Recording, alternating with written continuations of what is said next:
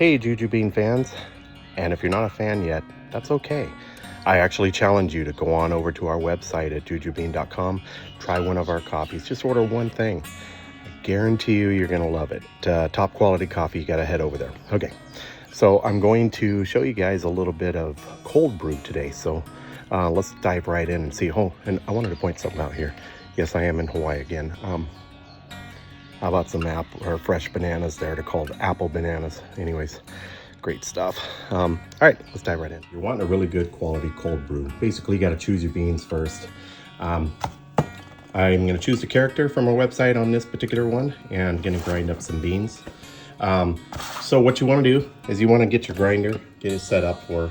I don't know if you can see this here, but basically, you want to put the grind at a more coarse grind than you do a fine grind, because we're going to be doing cold brew, and that coffee will brew in a French press for anywhere from 14 to 18 hours to get the perfect consistency. So let me get it ground up and get it in the coffee press, and we'll go from there. Okay, I thought I was recording whenever I put the grinds into my coffee press, and evidently it wasn't. So sorry that it jumped forward here, but I got those coffee grounds put inside my coffee press, added some fresh cold water to fill out, and it has sat now for about 18 hours.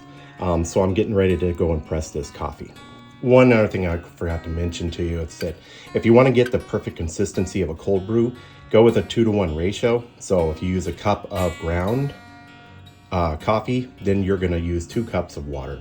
You can give it a little bit more water if you want, but that's usually a good rule of thumb, is a 2-to-1. And again, make sure that those grounds are coarse, because it's going to draw out all the nutrients, the caffeine. And one of the things about cold brew is a lot less acidic. I'm going to press this down. You can see my grinds in there. Yes, it's a lot of grinds as they expand and they extract all that flavor. I'm going to press that down and keep pressing it, get as much of that squished out of there as I can. All right, I think I've got that pressed down there pretty good. I'm going to use a big old mason jar here for it. And let's get that coffee, nice cold brew coffee poured in there. So in my situation here, I'm probably making the equivalent of about 4 cups. I did a 2-to-1 ratio. I did 3 cups of grinds and 6 cups of water. So once that's all pressed out, that's going to give you a fair amount to put in there.